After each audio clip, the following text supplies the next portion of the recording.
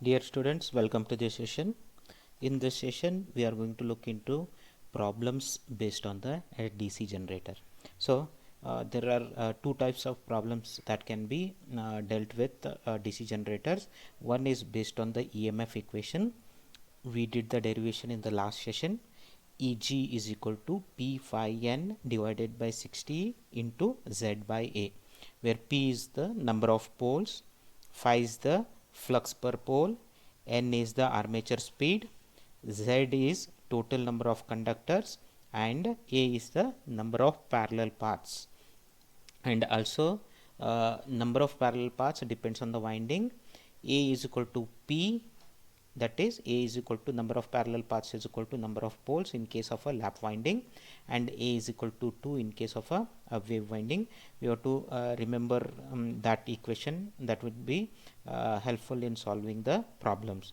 Another thing what we looked into, the relation between the terminal voltage and the induced EMF, that is Eg and V. So we need to remember how we got the relation in different types of generators. So we looked into all the separately excited generator, shunt generator, series generator, compound generators like long shunt generator and short shunt generator.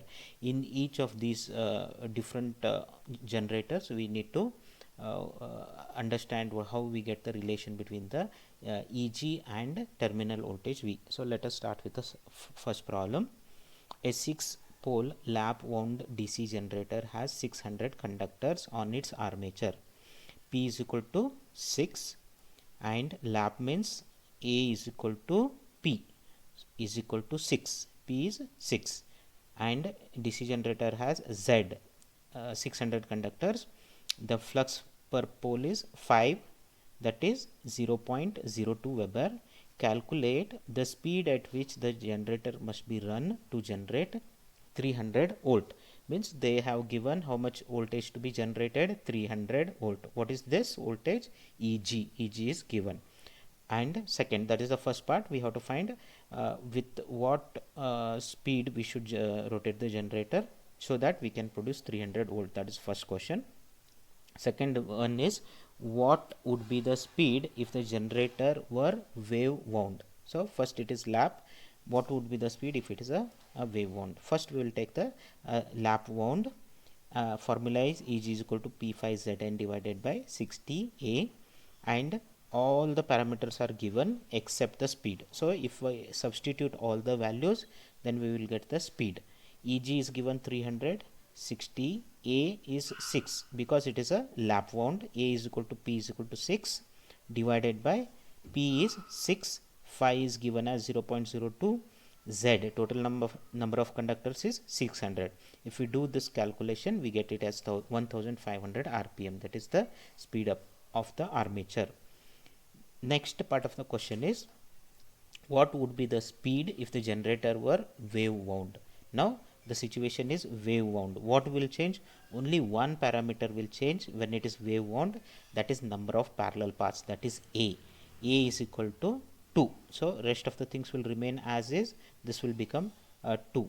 So what would be the speed? 500 RPM. So you can see here, if it is a lap wound generator, we have to rotate with a higher speed. The reason for being that is, when it is lap wound, number of parallel paths are A is equal to P is equal to 6. So all the conductors are divided into 6 paths. So number of conductors per path would be relatively less. So that is how the EMF generated would be less. For in case of a wave wound, there are only 2 paths. So we have total conductors 600. So we have 300 conductors in each path. So in that case, even if we rotate with a relatively lower speed, we will produce the same amount of voltage. So that is just a inference from what we got. Next one, we will see the next problem. Okay. Here, next problem is, an 8-pole lap wound armature rotated at 350 RPM is required to generate 260 volt. The useful flux per pole is 0.05 Weber. If the armature has 120 slots, calculate the number of conductors per slot. Formula is same, Eg is equal to P5 Zn divided by 60A. What we have to find? Calculate the number of conductors per slot. So we have to calculate per slot. We know that on the armature outer periphery we have the slots. In those slots there are conductors. How many slots are there? 120 slots are there. Rest of the values is given. P is equal to 8. Lap wound means A is equal to P is equal to 8. N is 350 rpm, and required to generate 260. Eg is 260. The flux is 0.05 Weber per pole, and we have the slot. So what we have to calculate is calculate number of conductors per slot. First we need to calculate how many conductors are there. That divided by number of slots will give number of conductors per slot. Z is equal to, we can change this formula with respect to Z. Z is equal to, we get this, and all these values are given, and if we substitute all those values we get it as 890 conductors. So altogether how many conductors we have? 890 conductors, and these 890 conductors would be placed in 120 slots. So how many conductors would be there per slot? If we divide the total number of conductors divided by number of slots, we get the conductors per slot. That will come as 7.41. 890 divided by 120, 7.41. And we cannot have a 0.41 like a fraction conductor. We cannot have. We have to have a full conductor. So just you can say that, hence the conductors per slot is 8. Okay. Next problem. The armature of a 6-pole 600 rpm lap wound generator has 90 slots. If each coil has 4 turns, calculate the flux per pole required to generate an EMF of 288 volts. So in this kind of a problem there is only little twist in how to calculate the total number of conductors. Other than that, rest of the things are given. Armature has a how many pole? P is equal to 6 and N is equal to 600 rpm. How many slots are there? 90 slots are there.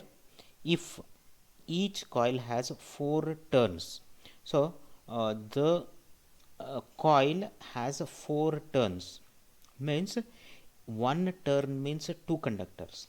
So 4 turns means how many conductors? 4 turns means 8 conductors. So coil has 4 turns. 1 turn means 2 conductors. So 4 into 2, 8. The coil will have 8 conductors, and we place one coil in one slot, isn't it? So that is how each turn has 2 active conductors, and 90 coils are required to fill 90 slots. So total conductors is how many? 90 turns are there. 90 into 4 into 2, 720 conductors. So that is the total number of conductors. Rest of the values is given. We can substitute those values here. That is how we get Eg is equal to P5 Zn divided by 60A, and we substitute all the given values. All these values are given. Eg is given. Number of parallel paths that we can find from the lap wound means it is equal to number of poles. Number of poles is 6, and we calculated number of conductors 720, and speed is given as 600. If we calculate that, we get flux per pole as 0.04 Weber. So we'll see the next problem. The armature of a DC generator has 81 slots, and the commutator has 243 segments. It is wound to give lap winding, having 1 turn per coil. 1 turn means 2 conductors. 2 conductors per coil. If the flux per pole is 30 milliweber, calculate the generated EMF at a speed of 1200 rpm. Number of poles is 6. Okay, now here again we need to, the number of conductors that has to be calculated, it is given in different terminology. We have to find out how many conductors are there.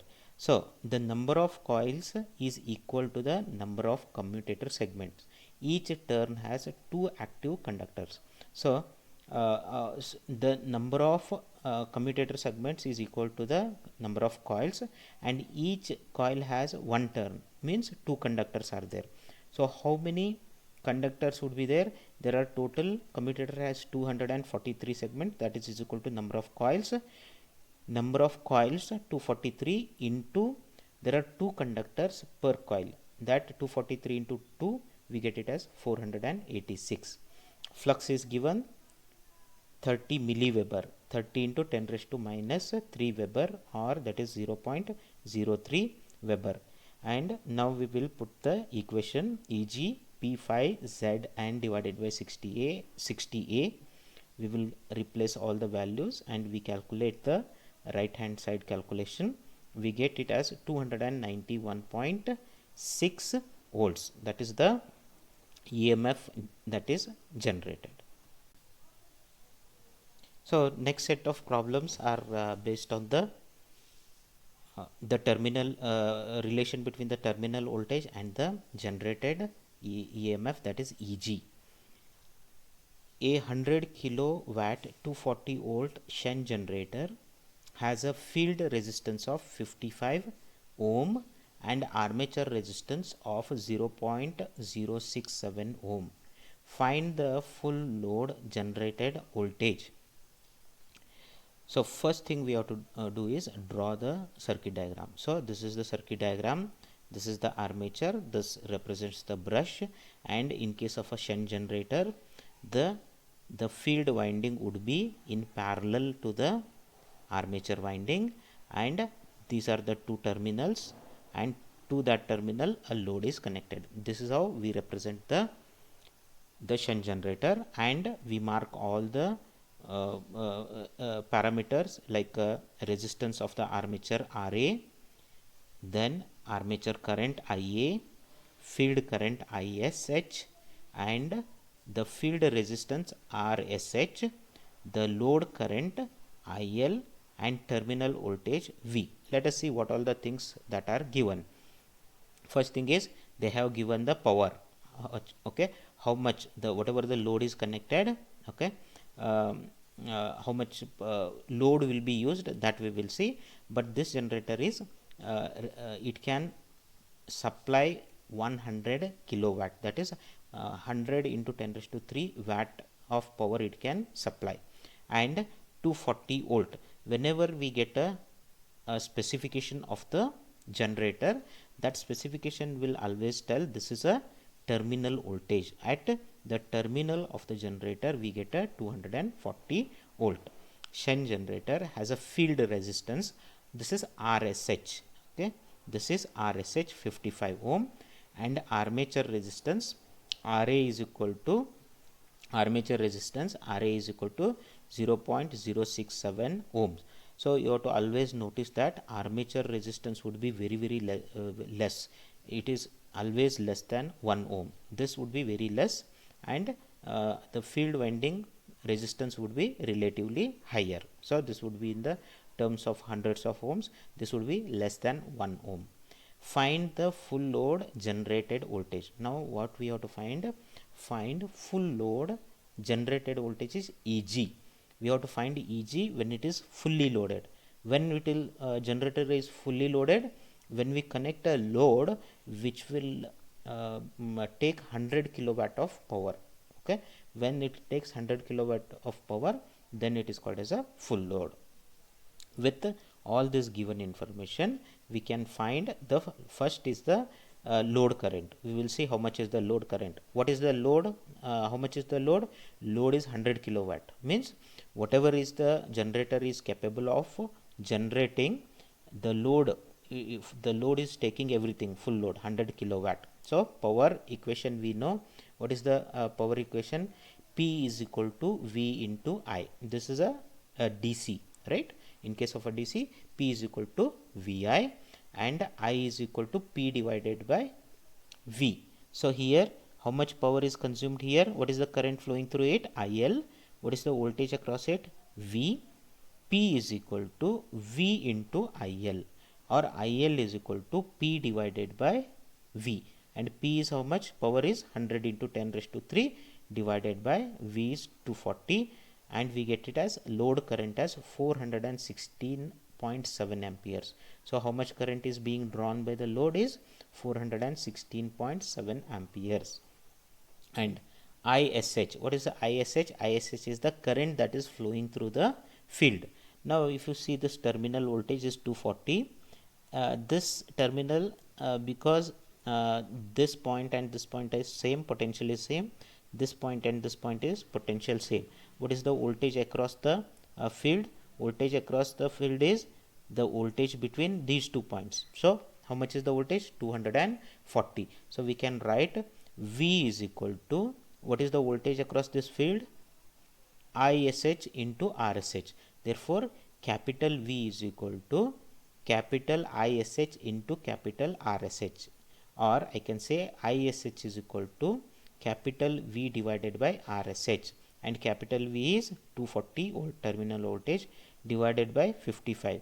We get it as 4.36 amperes. The current through the field is 4.36 ampere. Now in case of a shunt generator, we know the relation between the three currents. Armature current supplies both the field currents and load current. What is the meaning?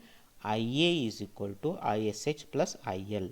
IA is equal to IL plus ISH, and we have calculated both IL and ISH. Therefore IA is equal to 416.7 plus 4.36, that we get it as 421.1 amperes as the armature current. And also we know the relation between the EG and terminal voltage. What is the generated voltage EG here? That generated voltage EG is equal to IARA, that is the armature drop, plus V, right? EG is equal to V plus IARA. Whatever the generated voltage, it is supplying the armature drop as well as it is supplying the terminal voltage. So EG is more than the terminal voltage, I told you that. So EG supplies all the drops. In this case we do not have any brush drop or contact lead drops, so EG is equal to V plus IARA. V is 240 plus IA is 421.1 and RA is 0.067. If we do this calculation, we get it as EG is 268.2. So how much voltage is getting generated in the this particular generator? 268.2. Out of that, 240 volt is available at the terminal. Rest is dropped in the armature. So next problem, the problem definition we will see.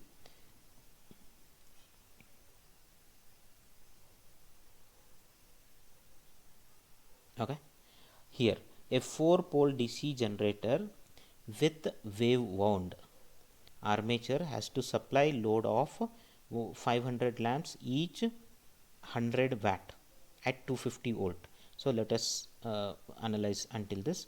P is equal to 4 number of poles. Shunt generator, wave winding means A is equal to 2, and armature has to supply a load. How many lamps it is supplying? 500 lamps, and each taking 100 watt. Means how much total power consumed by all the lamps? 500 lamps, 500 into 100 watt, that would be 50,000 watt power will be consumed by the load at 250 volt. What is this? Terminal voltage capital V, allowing 10 volt for the voltage drop in the connecting leads between the generator and the load, and a drop of 1 volt per brush. Okay, so what is this is? There is a, I told you, there can be a voltage drop in the connecting leads. What is connecting leads is where we have the terminal, okay, where the terminal where the generator and the loads are connected, that terminal there is a drop of 10 volt. 10 volt is getting dropped there, and also armature has the brush has the resistance, and there is a drop of 1 volt per brush. 1 volt per brush, we have two brushes, 2 volt of voltage drop is dropped across a brush and 10 volt across the leads. Calculate speed capital N at which generator should be driven. The flux per pole is phi is equal to 30 milliweber, and armature and shunt field resistances are respectively 0.05, this is RA, and this is RSH 65 ohm. The number of armature conductors is 90. Z is given as 90. So what we have to all these values are given. What we have to find is the EG. Okay, so let us start. First we got the how much is the load. 500 into 100 watt, that is 50,000 watt, that is the total load. Using that I can calculate the load current. So if you see here, we can calculate the load current. IL is equal to 50 into 100 divided by 250. We get it as a load current as 200 amperes. Now voltage across shunt. So voltage across shunt is the diagram, circuit diagram is not driven here. Okay, 250 is the terminal voltage plus 10 volts is the connecting lead. Okay, I will show the previous diagram. Okay, now what has happened is we have the connecting lead here and connecting lead here. Earlier what would be the voltage, because we did not have a voltage drop in the connecting leads. Whatever is the terminal voltage, we consider it as a voltage across the shunt field. Now there is a 10 volt drop. So what would be the voltage between this point and this point is 240 is the terminal, plus we have a 10 voltage drop, right? 10 volts drop in the connecting leads.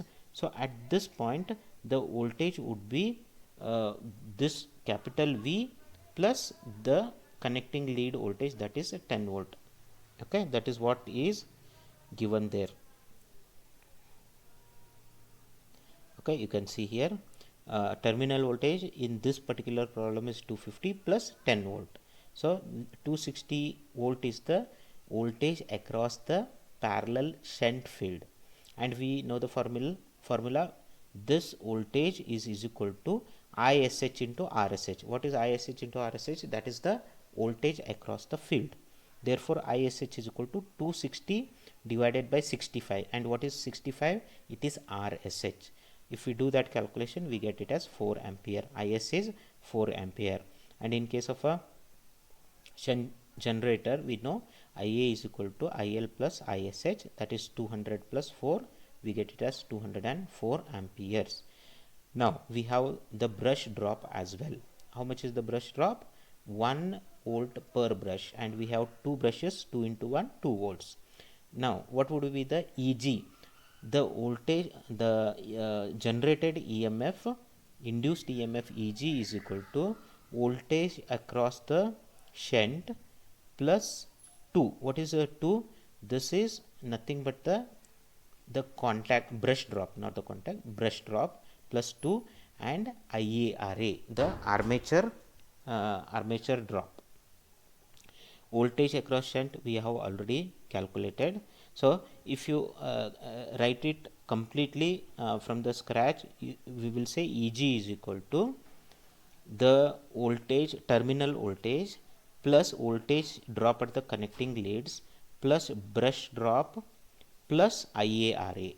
Okay, and this voltage across shunt is nothing but the terminal voltage plus the connecting lead voltage drop. So that plus 2 brush drop plus armature drop. So we get it as 260 plus 2, armature current is 204, armature resistance is 0.05. We get EG as 272.2 volt. 272.2 is the generated voltage. Now we have to find the the speed, okay, the speed with which it rotates. We know the equation. Eg can be represented in terms of the terminal voltage, and we know the equation for the EMF equation for the generated induced EMF Eg, that is given by P5Z and divided by 60A. All these values are given. Eg is we just now calculated, only unknown is N, and if you substitute all the values in this equation and if you calculate, you will get N as 698 rpm. 698 rpm, that is the speed with which the motor rotates, generator rotates. So in this particular problem, you can see it is combination of both. We had earlier solved EMF equation, just EMF equation. Based on the EMF equation, they will give the problem, and another set we saw the problems just only based on the relation between terminal voltage and the generated EMF. In this particular problem, you can see the relation, both the equations are used. So the questions might come anyways, so you should be prepared for that kind. So here Eg, in this particular problem, we had to calculate the Eg in order to find the speed. And how to calculate Eg? Eg is calculated based on the all these parameters, which gives the relation between the terminal voltage and the generated EMF. Next problem. A 30 kilowatt 300 volt DC shunt generator has armature and field resistance of 0.05 ohm and 100 ohm respectively. Calculate the total power developed by the armature when it delivers a full load output. Full load output means the load will be using all the 30 kilowatt. So power is given, full load is given 30 kilowatt. V, terminal voltage V is 300. Shunt generator, armature and resistance, field resistances are RA is equal to 0.05, RSH is equal to 100 ohm. Calculate total power developed by the armature. What is the total power developed by the armature? That is Eg into Ia. Power is voltage into current. So in case of a armature, what is the power developed? Eg into Ia. You can see here Eg into Ia, that is the power developed. So first we have to find the Eg, and we have to find Ia. Multiplying that will give the power developed by the armature. Here we know the how to find the load current. It is a full load. Full load means 30,000 watt. 30,000 watt divided by 300 watt. 300 volt. I is equal to P divided by V. We get IL, load current, as 100 amperes. And now we don't have any connecting lead voltage drop. Whatever is the terminal voltage, that same voltage is across the parallel field winding. Therefore V is equal to ISH into RSH, or ISH is equal to 300 divided by 100. This V 300 is the terminal voltage divided by 100 ohm, that is RSH. We get it as 3 amperes. What is the armature current? We know Ia is equal to ISH plus IL. By adding those two currents, 100 plus 3, 103 amperes is the armature current. Now Eg, how to find Eg? Eg is equal to V plus IaRa in case of a shunt generator. Substituting all those values, Eg I get it as 305.15 volt. Therefore power developed by the armature is Eg into Ia. Substituting those values, when we find do the calculation, we get it as 31.43 into 10 raised to 3 watt, or 31.43 kilowatt. Here is the next problem.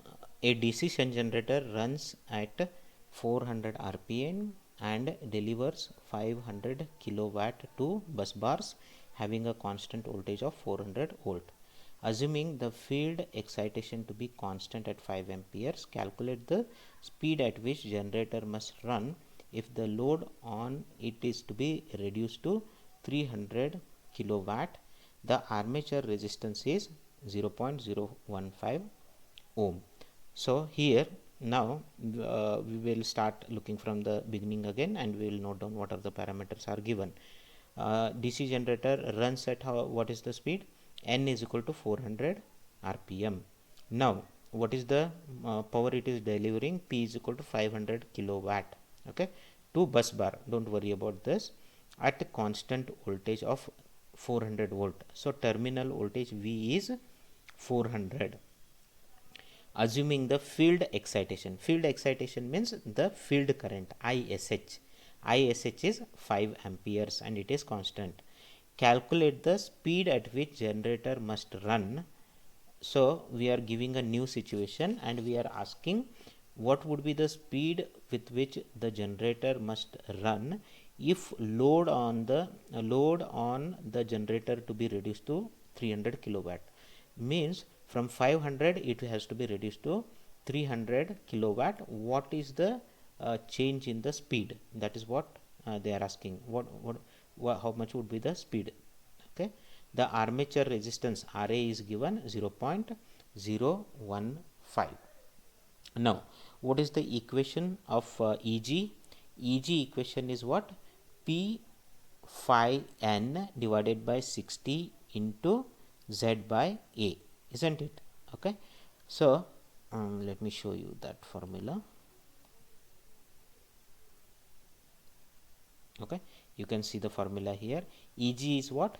P phi Z n divided by 60 A. And if you consider for a given machine, what they are doing, initially it is generating 500 kilowatt, and from 500 kilowatt they want to reduce it to the load will be reduced to 300 kilowatt. What would be the new speed? That is what they are asking, and excitation is constant. If that is the scenario, now you can see Eg is equal to P phi Z n divided by 60 A. In two situations we will have two different generated EMF, that is Eg1 and Eg2, and on the right hand side if you see P, number of poles, it is the same generator, so number of poles will not change, right? In both the situation the number of poles would be same. The flux, because they said the excitation current is constant, the flux produced in both the scenario would be exactly the same. Z, total number of conductors will not change, and number of parallel paths, because the winding is already done, in both the situation winding would be exactly the same. So if you see P phi Z 60A, this all will remain constant and exactly same. Only thing what will different in those two situations is Eg1 and N1. So if I take a ratio, if I say Eg1, then P phi Z 60A into N1, and Eg2 is equal to P phi Z by 60A into N2. And if I take a ratio of Eg1 to Eg2, what I will get? Eg1 divided by Eg2 is equal to N1 divided by N2. So that is what you can see here. That's how we get that relation. So here Eg is proportional to phi n, because the rest of the quantities are constant. Therefore in the present problem phi is given to be constant. Why it is constant? Assuming field excitation is constant, means flux will remain constant. Therefore Eg is directly proportional to n. That is how we can have a ratio Eg1 divided by Eg2 is equal to N1 divided by N2. First we will find the load current. Load current is power divided by the terminal voltage. Terminal voltage is 400 volt. If we do that calculation, we get it 1250 amperes. Armature current is IL plus ISH, that will become 1255 amperes. Generated EMF E1 is equal to V plus IA into RA. V is 400 plus IA is 1255 amperes into armature resistance is given 0.015. If we calculate that, E1 in the initial condition when it is delivering 500 kilowatt, we get it as 418.8 volts. In the final condition means what? Load on it to be reduced to 300 kilowatt. Instead of 500, it will be reduced to 300. Now new load current, okay, I would say IL2. This is IL1, this is IL2 is 300 into 10 raised to 3 watt divided by 400 volt, we get it as 750 amperes. And armature current is IL2 plus ISH. ISH is same 5. 750 plus 5, 755 amperes. That is the new armature current. And how much is the generated EMF? Generated EMF is equal to terminal voltage V plus IA into RA. 400 plus IA is 755 into 0.015. We get it as 411.3 volt. Now we know E1, we know E2, and we know what is the speed. Initially it is 400 rpm. Now we have to find N2. Okay, what is the speed in when the power is reduced to 300 kilowatt. Therefore E2 by E1 is equal to N2 by N1. N2 is equal to E2 by E1 into N1, and if you substitute all the values, we get 393 rpm. So we if the load is reduced to 300 kilowatt, then we can reduce the new speed would be 393 rpm.